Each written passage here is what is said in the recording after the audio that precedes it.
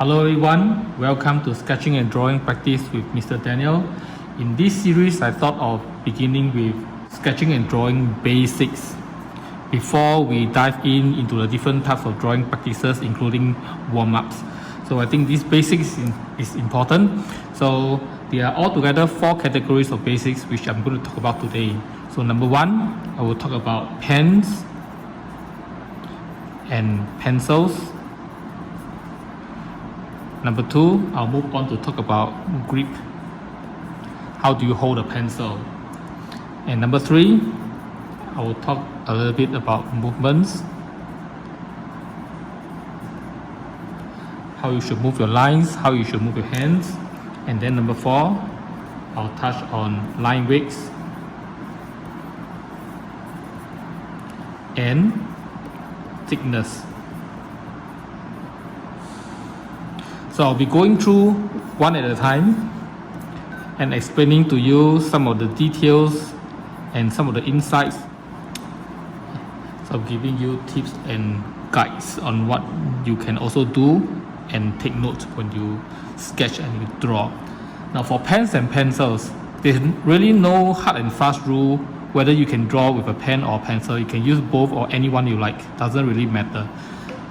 In this case, because I'm going to use a pencil, I prefer to use a 4B pencil.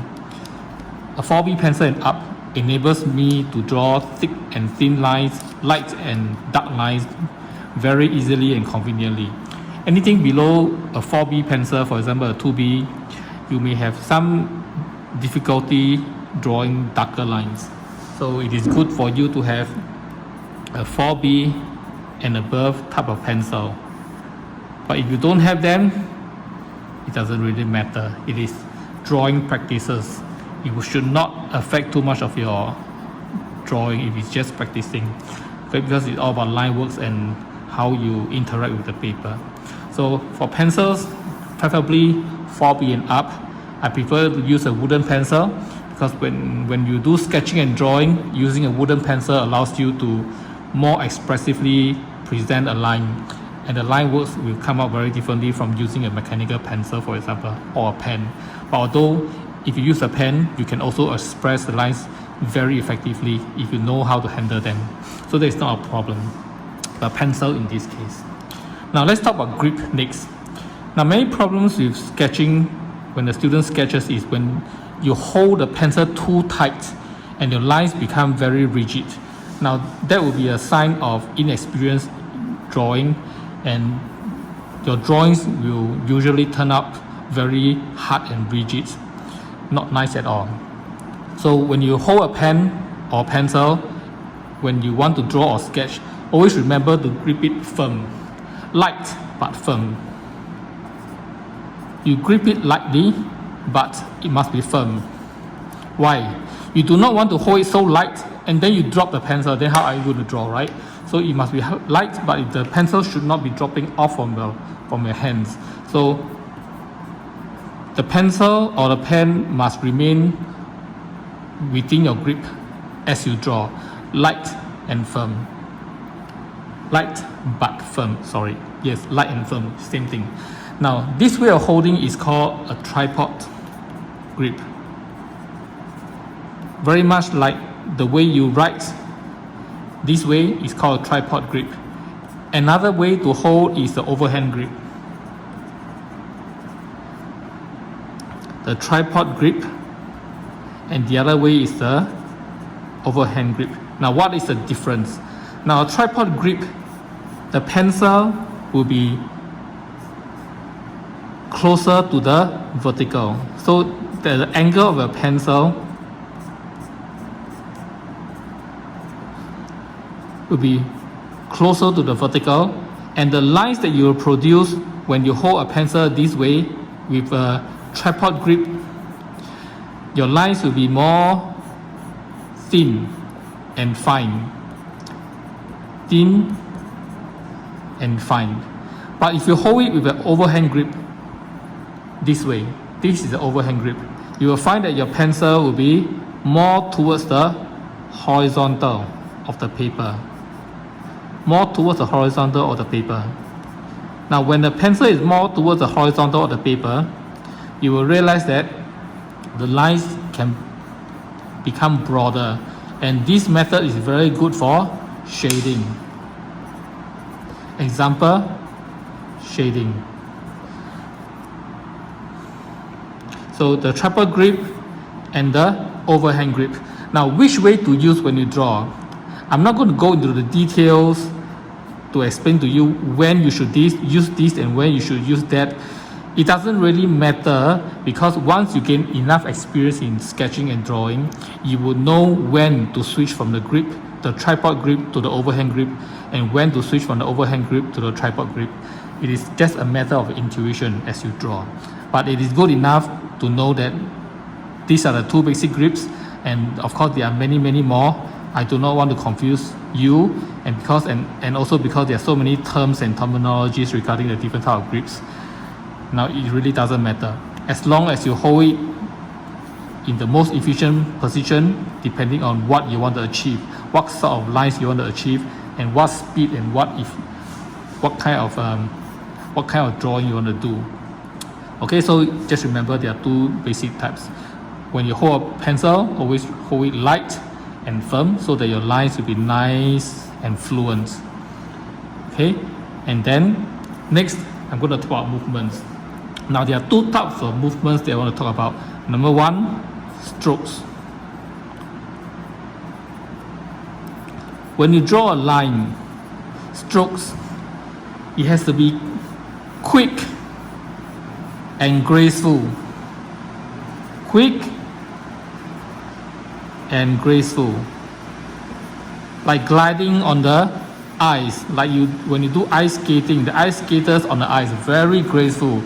But quick doesn't mean rush.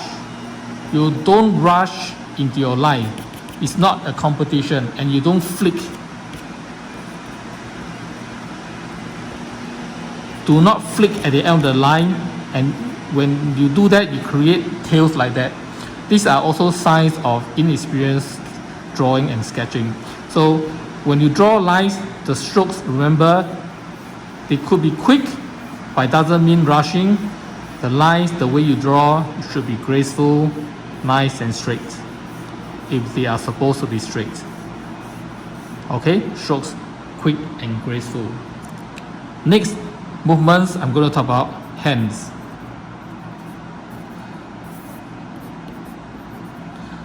Now, what is it about hands? You notice when I drew those lines, did I draw those lines with my wrist rotating? No. Notice when I draw those lines, if I do in slow motion, you notice that my wrists do not rotate at this position. I do not draw a line this way.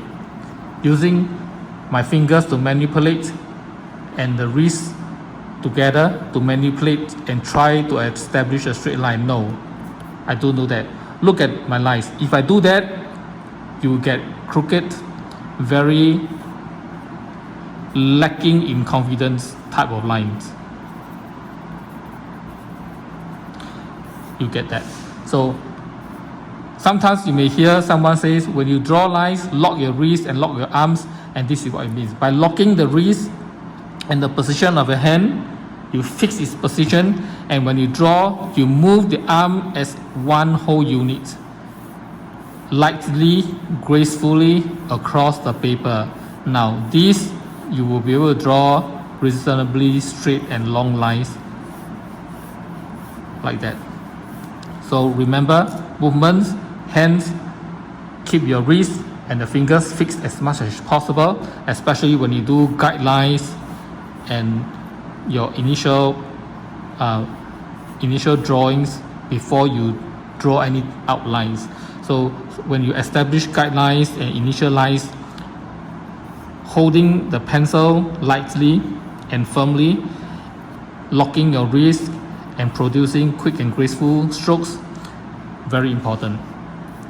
Okay, so but of course when you draw details, when you're almost done, when you draw details, then of course you no longer lock your wrist, because that will not enable you to fine-tune your lines and draw very small areas or focus on very minute details. So it depends. When you want to draw long lines as a starter, as guidelines, then lock your wrist. When you draw minor details, then you will now employ the movements of your fingers and then the wrist to help you achieve the outcome that you want. So it depends. But generally for sketching and drawing practice, when we want to draw nice, bold, quick lines, lock your wrist. Lock your wrist, lock your elbow, draw in one sweeping motion.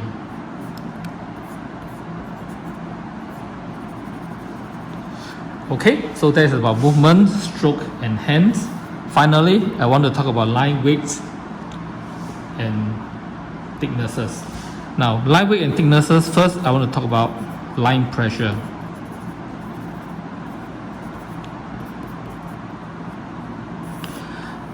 To produce light and dark lines, it is all a matter of pressure.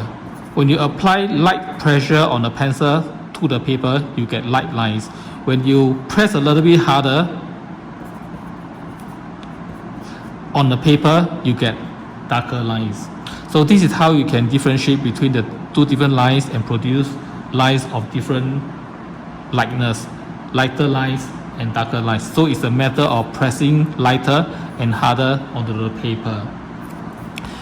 Another way to create a darker line is